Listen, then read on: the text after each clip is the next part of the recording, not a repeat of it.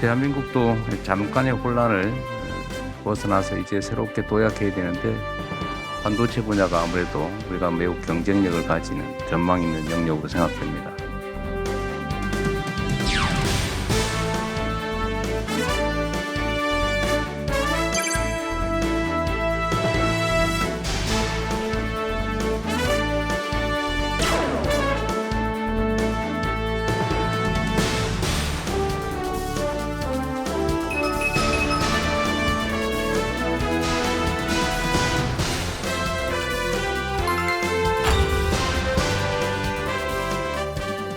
저희가 앞서 오프닝에서 HBM 칩 얘기를 한 이유가 있습니다. 어제 반도체 산업 육성을 위한 보고회가 열렸죠. 이재명 대통령이 세계 2강 도약은 물론 남북권의 산업 생태계를 구축해서 균형 발전에 힘써달라고 당부했습니다. 대담에서 알아보겠습니다. 페루 육군이 한국 K2 전차를 도입하면서 이제 유럽을 넘어 처음 중남미 지역까지 진출하게 됐습니다. 서울 스튜디오 연결해서 자세한 내용 알아보겠습니다. 차은주 앵커. 네, 대담 이어가겠습니다. 주요 정책 현안 이종훈 시사평론가와 자세히 짚어봅니다. 평론가님 안녕하십니까? 네, 안녕하세요. 네, AI 시대 K반도체 비전 육성 전략 보고회가 열렸습니다. 이재명 대통령이 직접 주재를 했고요. 정부는 물론이고 산학연이 총출동했는데, 자, 어떻게 보십니까? 네, 이 AI 분야를 중심으로 해서 이제 반도체 쪽 이재명 대통령이 굉장히 관심이 많은 분야 아니겠습니까? 또 국가적으로도 굉장히 중요한 영역이기도 하고, 그래서 이제 이번에 이제 그 K 반도체 생태계를 전체적으로 한 단계 업그레이드 시키겠다, 이제 그런 그 목표를 지금 가지고 있는 거고요. 네. 그 비전이라든가 전략이라든가 이런 거를 이제 그 밝히는 그런 그 자리였습니다. 그래서 향후에 이제 그 기존에 좀 워낙 이제 반도체 특히 메모리 반도체 중심으로 해서 우리가 선도 국가 역할을 하고 있습니다만 반도체도 영역이 굉장히 많거든요. 네.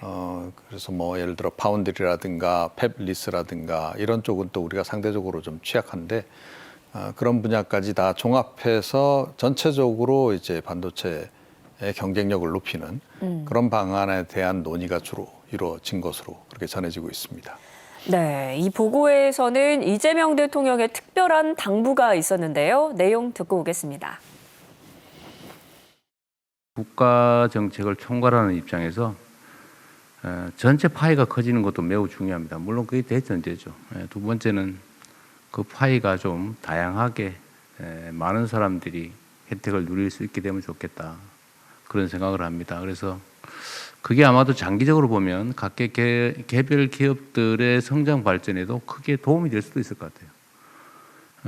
마치 우물을 팔 때 좁게, 작게 파면 빨리 팔 수는 있지만 더 깊게 파기가 아마 어려울 겁니다.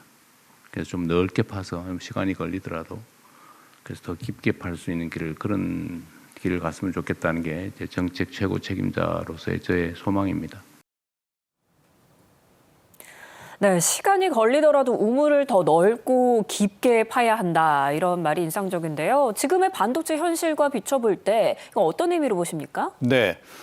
이건 이제 조금 전에도 제가 이제 말씀드렸다시피 우리가 이제 메모리 반도체 분야의 특정에서 굉장히 경쟁력을 가지고 있는 거거든요. 네. 물론 이제 그쪽이 많은 이제 그 어떤 워낙 시장이 크기 때문에 국가적으로 큰 수익 또 기업적으로도 큰 수익을 지금 발생시키고 있는 그런 상황이긴 한데 그럼에도 불구하고 반도체 관련해서 이제 추가적인 영역들, 그러니까 팹리스, 파운드리 또 이 소부장 영역 그런 쪽은 우리나라가 좀 상대적으로 좀 취약한 그런 그 편입니다. 그래서 그런 쪽까지 이제 좀 더 확장을 좀 한다면 네. 혜택이 좀 더 많이 돌아갈 것이다.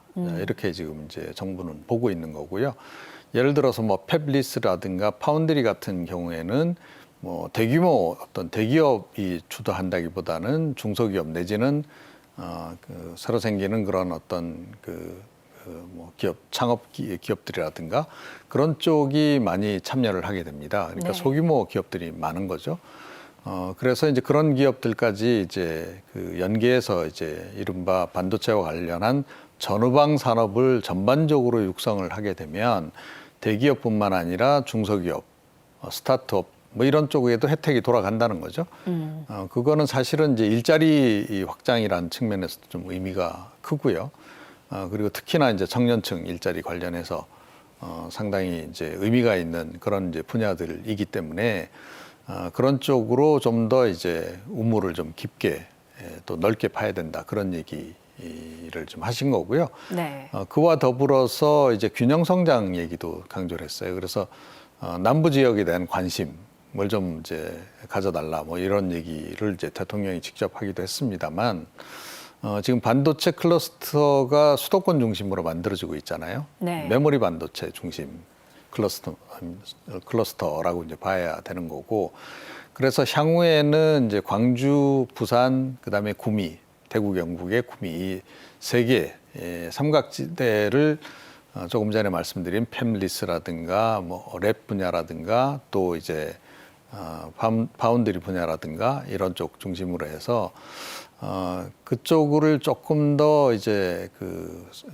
좀 발전을 좀 시켜서 네. 남북권역의 또 다른 의미의 반도체 클러스터를 지금 만들려고 하는 그런 계획이 어제 이제 발표가 나오기도 했습니다. 그래서 그렇게 해서 지역적으로도 이게 반도체 관련한 분야에서의 어떤 균형 발전 그런 것을 좀 시도를 하겠다 그런 의도로 보시면 될 것 같습니다. 네, 목표가 대단합니다. 2047년까지 반도체 세계 2강을 목표로 추진 전략을 발표를 했습니다. 그 핵심은 4S입니다. 네. 그래서 이제 뭐 차트로 좀 보여주시면 좋지 않을까 싶긴 한데 첫 번째가 일단 반도체 주권입니다. 그래서 반도체가 국가적으로 이걸 확보하는 게 굉장히 중요해진 상황이에요. 특히 AI 시대를 맞이해서. 그래서 반도체를 갖지 못한 국가들 입장에서는 국가 경쟁력이 상당히 좀 떨어질 수밖에 없는 그런 그 상황이고, 반도체를 생산하는 국가들 간에도 지금 경쟁이 굉장히 치열한 그런 그 상황입니다. 뭐 미국, 중국 말할 것도 없고 일본 또 우리나라 EU 전부 다 경쟁을 하고 있는 그런 상황에서 어찌됐건 이 반도체 주권을 확보해 나가지 않으면 자칫 잘못하면 반도체 때문에 다른 나라에 끌려가는 네. 그런 상황이 이제 벌어질 수도 있다 이렇게 보는 거고요. 그 다음에 이제 시스템 반도체 역량 부분이 우리가 조금 취약합니다. 파운드리 말씀도 드렸습니다만, 네. 팹리스도 마찬가지고, 팹리스는 이제 시스템 반도체 설계 영역인데 미국이 주도하고 있죠. 그래서 그런 쪽을 이제 강화하겠다는 이제 그게 하나 있고, 그 다음에 역시 이제 공급망이 중요하죠. 그래서 반도체 공급망 관련해서는 우리가 일본하고 무역 갈등 겪으면서 그 소부장 영역에서 우리가 좀 애로를 겪었던 바도 있습니다. 네. 그래서 그런 부분에서의 이제 그 전략적인 어떤 그 기능 강화, 그리고 조금 전에 이제 말씀드린 반도체 생태계 전체적으로 이제 타 영역까지 영역을 좀 넓히는 이제 그런 쪽으로 이제 추진하겠다. 이게 정부의 기본 전략입니다. 네. 또 균형 성장 이야기도 나왔습니다. 이재명 대통령은 반도체 기업들도 균형 성장에 발맞춰서 지역으로 이전해 줄 것도 요청했는데 이건 예. 어떤 전략이 마련됐습니까? 그러니까 이제 조금 전에 말씀드린 이제 세 개의 축, 그래서 이제 삼각지대가 되겠죠. 그 트라이앵글 지역을 중심으로 해서 이제 반도체 영역 중에서 우리가 상대적으로 좀 취약한 영역을 이제 집중적으로 육성하겠다 이제 이겁니다. 특히 이제 팹리스가 굉장히 중요합니다. 시스템 반도체 설계 영역이 중요한데 우리나라가 지금 시장 점유율이 한 0.8% 정도밖에 안 돼요. 네. 그러니까 미국이 한 80% 넘게 장악하고 있는 그런 영역이고, 파운드리 같은 경우에는 아시다시피 대만의 이제 TSMC가 70% 이상 장악을 하고 있고, 우리나라가 그쪽에서도 10%도 지금 안 돼요. 지금 이제 그런 상황입니다. 그래서 그런 쪽, 그다음에 이제 랩핑 분야라든가 이제 그런 쪽도 이제 이들 남부 지역을 중심으로 해서 그쪽 지역의 클러스터를 새로 이제 좀 만들어서 이제 뭐 또 다른 이제 클러스터를 만드는데, 아무래도 정부가 관심을 갖고 투자를 하더라도 기업들도 관심을 가져야 되겠죠. 네. 그러니까 기존에 이제 우리 삼성전자라든가 SK 하이닉스 같은 양대 이제 메모리 반도체 업체가 굉장히 이제 거대 기업이 있습니다. 글로벌 거대 기업이죠. 그래서 그들도 뭐 자기네 사업하고도 이게 연관이 다 되는 영역이기 때문에 이쪽으로 좀 함께 투자를 해 나가자. 이제 그런 취지의 이제 얘기를 한 거고요. 이렇게 되면 얼마 전에 이제 우리가 뭐 5국 3특 체제에 대해서 얘기를 하기도 했는데 네. 남북권역에서 이제 아무래도 그쪽 지역의 일자리가 좀 증가하면서 또 청년 일자리도 만들어 더 확충이 되는 그런 효과. 그래서 지역 균형 발전 효과도 더불어서 좀 기대할 수 있을 것으로 그렇게 지금 보고 있는 겁니다. 네. 또 현장에서는 기업들의 주문도 있었는데요. 어떤 주문이 있었는지 듣고 오겠습니다.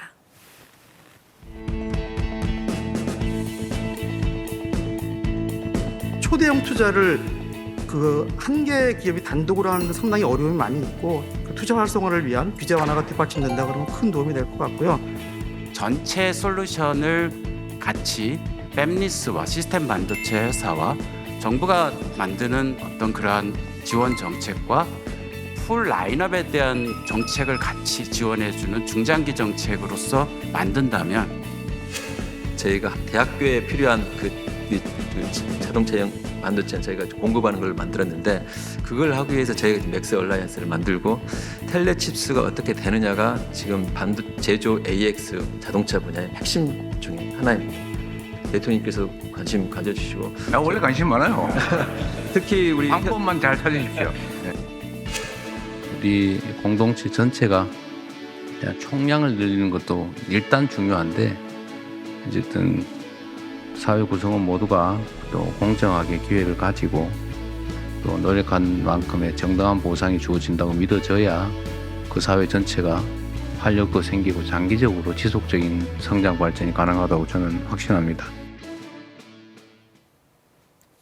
네, 현장에서도 이야기가 나왔지만 금산분리 규제 완화, 이 부분 반도체 업계에서도 꾸준히 제기를 했던 부분인데 이재명 대통령이 긍정적인 대답을 내놓은 것 같아요. 예, 그렇습니다. 그래서 뭐 아시다시피 이제 우리나라는 이제 금융과 산업을 분리를 지금 하고 있죠. 예전에는 이제 뭐 대기업들이 계열사로 이제 은행을 이제 거느리고 서로 끼리끼리 이제 대출을 주로 해주고 네. 뭐 그런 일들이 이제 벌어졌죠. 그러면 아무래도 특정 기업 중심으로 이제 금융 대출이 이루어지고 이제 그런 그 문제가 좀 발생합니다. 이제 그래서 이제 금산 분리를 이제 이제 우리가 도입을 하고 유지를 해왔던 이제 그런 그 상황인데 지금 반도체 분야 같은 경우에는 투자 규모가 워낙 이제 대규모 투자가 이루어져야 돼요. 이런 경우에 은행들도 선뜻 지금 그 투자에 나서기가 쉽지가 않습니다. 그런 부분이 좀 하나 있고요. 네. 왜냐하면 은행은 이제 고객들로부터 돈을 이제 위탁을 받아서 운영을 해서 이제 금리 지급을 하는 거 아니겠습니까? 예. 그런데다가 또 이제 뭐 그 반도체 대기업들이 최근에 이제 수익이 많이 나고 있습니다만, 그래서 이제 영업이익을 많이 발생시키고 회사 내에 돈이 많아요. 그 돈을 가지고 다시 재투자를 이제 하는 과정에서도 이제 그 뭐 은행 대출도 물론 이제 유치를 합니다만 자기들이 가진 돈도 좀 일종의 자산회사 같은 거를 운영을 해서 그걸 통해서도 이제 투자를 할 수 있는 그런 길을 좀 열어주기를 이제 희망하고 있는 겁니다. 그러면 조금 더 반도체 그 업체들 입장에서는 본인들에게 필요한 분야에 대한 투자가 가능한 이제 그런 부분이 있는 거죠. 그러니까 아무래도 이제 은행에 의존하게 되면 또 그 각 은행의 또 그 자체 또 판단에 따라서 이게 투자 방향성이 좀 조정이 되거나 또 왜곡될 수도 있는 그런 상황이 있기 때문에 네. 그래서 그런 분야를 이제 조금 이제 해결해 주겠다라고 이재명 대통령이 이제 말씀을 하셨는데 이게 구체적으로 어떻게 할지는 아마 좀 연구가 필요하지 않을까 네. 그런 생각이 좀 들긴 합니다. 네. 또 이 반도체 생태계를 잘 구축하는 것도 중요할 텐데요. 얼마 전에 손정희 소프트뱅크 회장과도 논의한 부분인데 대책이 나왔습니까? 네. 뭐 이 부분도 뭐 계속 논의가 이제 진행이 되고 있는 이제 그런 그 상황이긴 하지만 예. 일단은 이제 반도체 관련해서는 이제 인력 육성이 굉장히 중요하죠. 그래서 이제 반도체 전문 이제 대학원 이제 설립 계획이 이번에 이제 아마 이제 발표가 된 걸로 알고 있고요. 그리고 이제 석박사 인력을 그렇게 해서 연간 반도체 분야 전공하는 인력을 한 300명 정도 그렇게 좀 육성을 해 나가겠다. 이게 이제 핵심입니다. 이제 아무래도 이제 조금 전에 이제 나눈 그 뭐 어떤 반도체 생태계를 전반적으로 확장을 하고 또 그 관련한 그 영역도 좀 넓혀가는 이제 그런 과정에서는 아무래도 새로운 인력, 새로운 R&D 인력이 좀 많이 필요할 수밖에 없는 거죠. 그래서 이제 그런 쪽으로 집중적으로 인력을 좀 육성하는 그런 이제 계획 이런 것들이 이제 포함이 돼 있다 이렇게 보시면 될 것 같습니다. 네, 또 반도체뿐 아니라 수출 다변화에도 힘쓰고 있죠. 이재명 대통령이 방한 중인 태평양 도서국가 외교장관들을 접견했는데 우리는 광물 또 에너지 분야 협력을 논의한 것 같아요. 네, 그렇습니다. 뭐 이제 그 태평양 그 도서국가들 같은 경우에는 이제 작은 국가들로 이루어져 있지 않습니까? 네. 이제 그렇긴 하지만 그 지역이 아시다시피 이제 환태평양 그 이제 그 권역으로 돼 있습니다. 그래서 뭐 지진도 많이 발생하지만 사실은 이제 광물 자원도 적잖이 이제 보유를 하고 있는 이제 그런 국가예요.